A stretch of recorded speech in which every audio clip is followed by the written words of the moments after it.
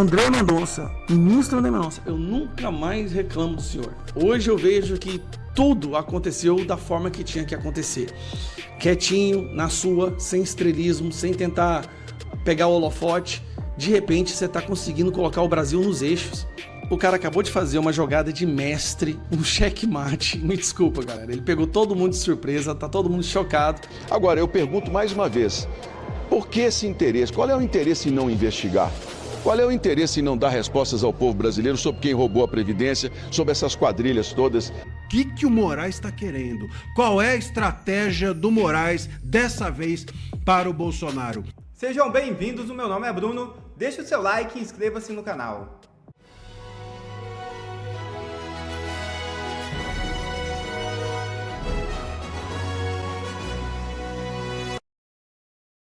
Lula perde o controle no Planalto após avanço de Flávio Bolsonaro e pressão do diesel, relatam ministros. É isso mesmo.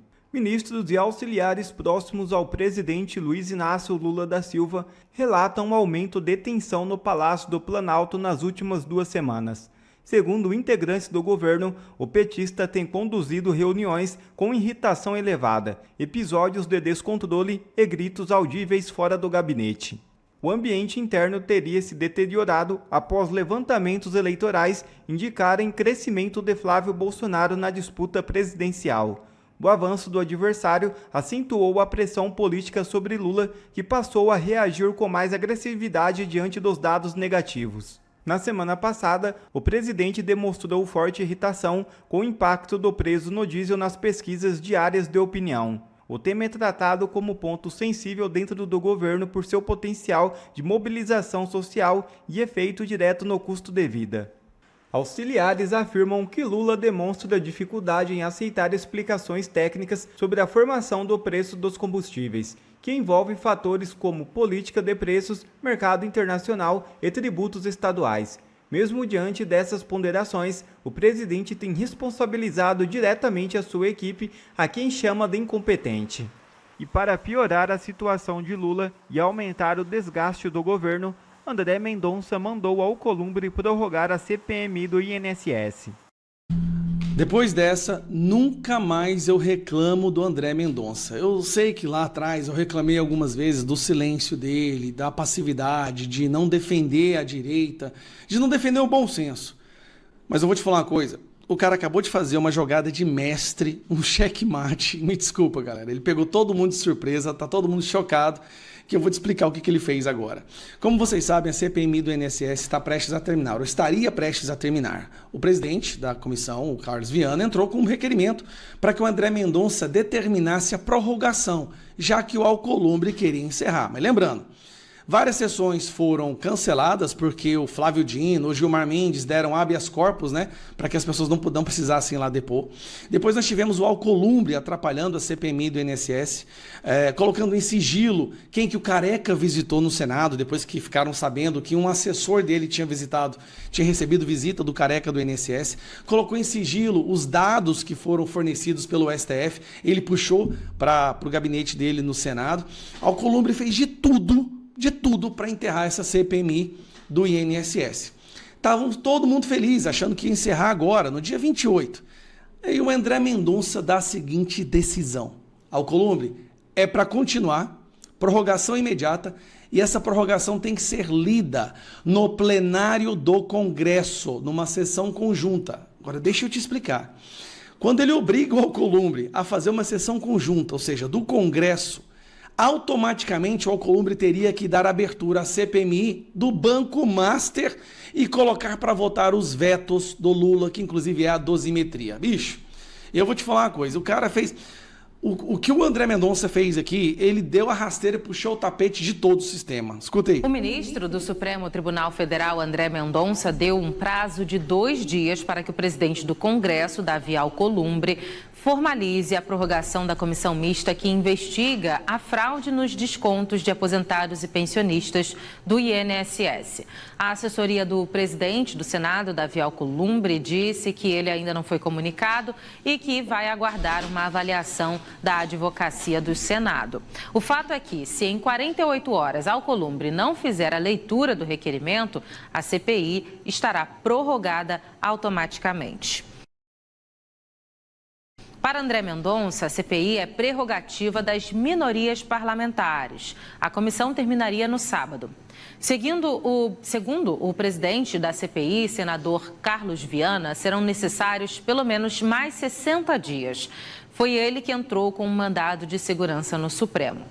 A comissão investiga empréstimos consignados ilegais a aposentados do INSS. Além de fraudes financeiras, há suspeitas de que o Banco Master esteja envolvido nessas irregularidades. Por isso, a CPI do INSS também vem recebendo documentos sigilosos de Daniel Vorcaro e tem aprovado convocações de pessoas ligadas a ele. Mas muitas têm sido desobrigadas a depor pelo STF. Agora, o plenário do Supremo vai analisar a decisão de Mendonça e prorrogar o prazo da CPMI. Deixa eu explicar as consequências disso mais uma vez, tá? O Alcolumbre agora ele é obrigado a fazer uma sessão do Congresso, que é aquilo que ele está fazendo de tudo para atrasar. Já era para ter acontecido em fevereiro, para voltar a dosimetria e a abertura da CPMI do Banco Master, que já tem 258 assinaturas. O André Mendonça está obrigando ele a fazer uma sessão do Congresso. Cara, aí tem outra. Ele jogou também, para não dizerem que ele é ditador igual ao Moraes, ele colocou essa decisão para ser apreciada, né, votada no plenário do STF. Todos os ministros do STF vão ter que colocar a cara se eles vão defender corruptos ou não. Isso aqui é escancarar o sistema. Porque os ministros estão morrendo de medo dessa CPMI do Banco Master. Com essa votação, se eles votarem contra, vai ficar escancarado que eles estão defendendo o pior mafioso que o Brasil já viu. Cara, ele pegou o STF, ele pegou o Alcolumbre, e aí hoje mesmo sai um áudio do Alcolumbre ensinando o prefeito lá, o prefeito interino de Macapá, a como escolher um desembargador certo para poder, como é que fala? Para poder, tocou o telefone aqui, para poder se esquivar de um caso lá que ele está enfrentando, ou seja, corrupção pura. André Mendonça, ministro André Mendonça, eu nunca mais reclamo do senhor. Hoje eu vejo que tudo aconteceu da forma que tinha que acontecer. Quietinho, na sua, sem estrelismo, sem tentar pegar o holofote. De repente você está conseguindo colocar o Brasil nos eixos.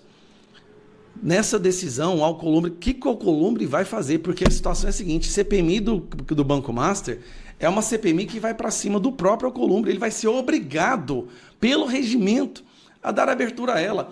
Ou ele não faz a sessão e aí automaticamente, como o André Mendonça falou, automaticamente, com sessão ou não, a CPMI vai ser prorrogada. Cara do céu, André Mendonça agora você foi com tudo. O bicho tá bravo, o cara tá bravo.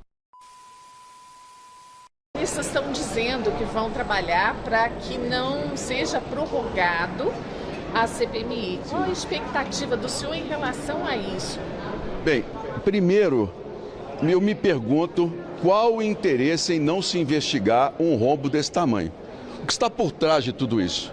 Isso talvez explique a resposta por que nós tentamos avançar, por exemplo, sobre políticos envolvidos no escândalo e a base do governo blindou esses políticos. Por que nós tentamos investigar e saber a participação do filho do presidente Fábio Luiz? Não conseguimos. O governo blindou e fica usando uma fala minha dizendo que ele não tem culpa. Por que nós não conseguimos avançar sobre a principal lobista, que é a senhora Luxinger, que tem ligações com o Careca, que tem outras pessoas que trabalharam no escritório dele? Por quê? Porque a base do governo blindou e não conseguiu nos parar no mandato, porque nós temos o requerimento com as assinaturas completas. Então, a minha expectativa e a do povo brasileiro, que está hoje comemorando essa decisão do ministro André Mendonça, é de que a gente dê sequência na investigação, gente. A quem interessa não investigar um rombo desse tamanho? O Brasil não aceita mais essa corrupção que chegou a patamares tão altos do nosso país. Com toda sinceridade, é preciso dar um basta nisso. E a blindagem do governo, por isso é que eu acredito estão tentando de todas as maneiras, inclusive me desqualificar, criando e inventando notícias a meu respeito sobre emendas e tudo mais. Graças a Deus, não há nada contra mim e eu não tenho medo de enfrentar essa gente. Eu não tenho medo de enfrentar a verdade, porque eu ando na rua e as pessoas olham para mim e dizem: essa CPMI está recuperando a confiança de que a gente pode investigar crimes, o que infelizmente muita gente tentou blindar. Então eu espero que quinta-feira o Supremo Tribunal Federal ele mantenha o que a Constituição diz, o que o regimento diz. Nós cumprimos todas as regras. Então é hora da gente ter respeitado o direito da minoria, como foi o ministro André Mendonça fez. O senhor não acha que a marcação já para quinta-feira, para chancelar ou não a decisão do ministro André Mendonça, não passa um recado do Fachin, essa agilidade toda? Talvez não seja para justamente não validar, já que a CPMI tem data para acabar? Olha, são 11 ministros, agora 10, né? São 10 ministros, cada um tem a sua visão. Toda decisão do Supremo nós temos que respeitar, mas eu espero com toda sinceridade que prevaleça o que diz a Constituição, que a minoria tem direito de investigar e nós cumprimos todas as regras, as assinaturas, o prazo. E a Secretaria do Senado nem ao menos quis receber o requerimento, que é um absurdo. Isso é um desrespeito. Na quinta-feira, nós vamos saber com clareza se nós temos uma Suprema Corte que quer ajudar a investigação ou se, infelizmente, nós vamos continuar tendo interferências no parlamento, como tivemos em outras vezes. Por que não julgaram também a questão dos habeas corpus na mesma rapidez?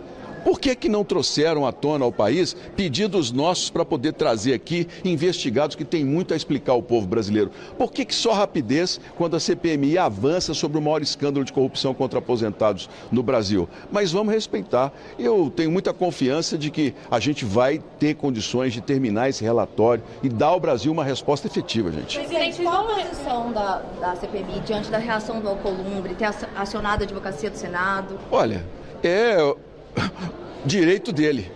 Agora, eu estive com o Davi 2 vezes, com o senhor Davi Alcolumbre, pelo qual eu tenho um grande respeito. 2 vezes me manifestei com ele sobre nós conversarmos, dialogarmos, e não houve manifestação alguma.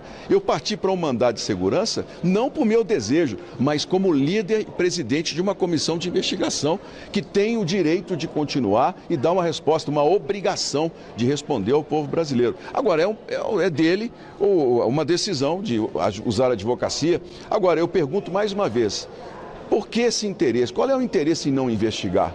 Qual é o interesse em não dar respostas ao povo brasileiro sobre quem roubou a Previdência, sobre essas quadrilhas todas que nós temos hoje levadas à luz?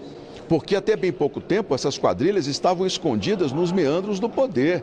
Essa gente estava usando da estrutura do Estado para poder roubar e se manter protegida. Nós descortinamos tudo isso. Nós mostramos ao povo brasileiro quem roubou, como roubou, onde está o dinheiro, o que foi feito desse dinheiro. E a população quer da gente uma resposta. Essas pessoas têm que ir para a cadeia.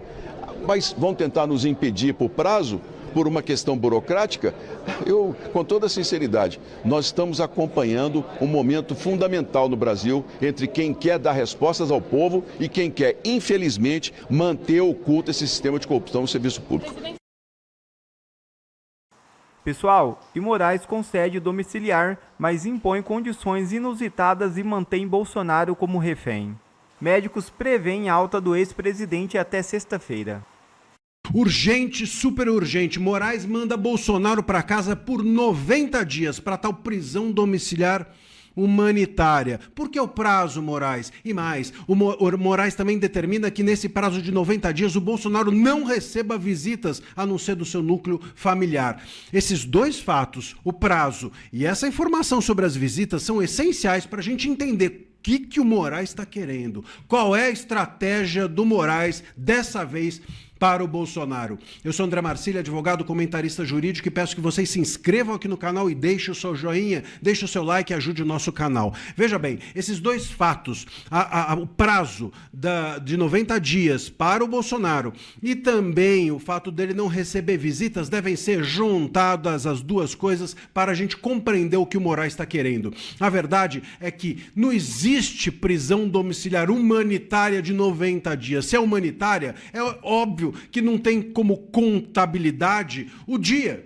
Como é que você sabe que a doença da pessoa vai passar em 90 dias? E por que não passaria em 22 dias ou em 13? Bom, o ponto aqui é que a contabilidade do Moraes é outra. Daqui 90 dias a gente está em julho, e julho é o início de todas as preparações eleitorais. O que o Bolsonaro está recebendo do Moraes é um balão de ensaio. É um balão de ensaio para ver se o Bolsonaro, dentro da sua residência, não faz as articulações que o STF tanto receia, não faz as articulações políticas que o Moraes tem tanto medo. E é por isso também que a decisão deixa claro que durante esse período o Bolsonaro não pode receber visita. A decisão do Moraes é tão ridícula nesse sentido que ele chega à falta de pudor de dizer que esses 90 dias as visitas estão proibidas porque ele vai estar se recuperando e há risco de resguardo. O resguardo necessita um ambiente controlado e, portanto, haveria risco ali de infecções, sepse, etc.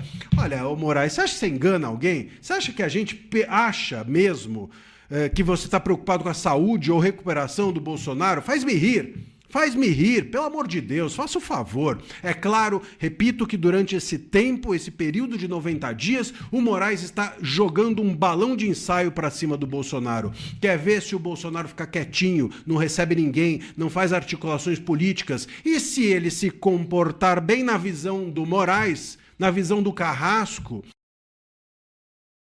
na visão aqui de quem, enfim, joga como uma peteca com a saúde dos outros para fazer contabilidade política, se o Bolsonaro se comportar bem, o Moraes, então, concede mais tempo ao Bolsonaro, porque a contabilidade é sempre essa, ele não está nem aí para a humanidade, para a saúde, é sempre política. Se o Bolsonaro receber alguém, ou se o Bolsonaro falar com alguém, ou se o Bolsonaro se comunicar com alguém, ou interferir na vida política, logo ali em julho, quando a gente começa a preparação do período político no mês seguinte, bom, aí ele devolve o Bolsonaro para a cadeia. O que o Moraes não quer é que o Bolsonaro influencie nas eleições. Claro que é uma boa notícia, claro que o Bolsonaro vai e pode se recuperar e tomara que isso aconteça, mas é praticamente nojento que parta do STF uma decisão que tenha por trás, que tenha nas entrelinhas, que tenha na real intenção uma vontade de fazer com que o Bolsonaro não é que volte para casa e se recupere, não é que tenha uma recuperação pronta, não é que não pegue mais nenhuma infecção, e sim que o Bolsonaro não possa influenciar nas eleições desse ano. As eleições desse ano são tão importantes para o STF em razão do consórcio que o STF possui com o governo Lula. Se tivermos um governo no ano que vem de direita, se tivermos um governo no ano que vem de oposição, o STF talvez perca o seu colo, talvez perca a sua força, tenha a sua força dividida em dois, porque hoje nós temos um país governado pelo STF com a ajuda do governo federal Lula. E esse consórcio deu no que deu. Veja o Master, veja o escândalo do INSS, veja o que essa gente trouxe de problema com esse consórcio. Vamos aguardar e ver como que as coisas se configuram daqui para frente. Mas, repito, é bom que ele se recupere, melhor que ele esteja em casa, óbvio, mas repito, nojento que isso seja uma contabilidade política por parte do STF. Obrigado a você que assistiu esse vídeo até aqui. Deixe o seu comentário e não se esqueça de se inscrever no canal e deixar o seu like. Até a próxima!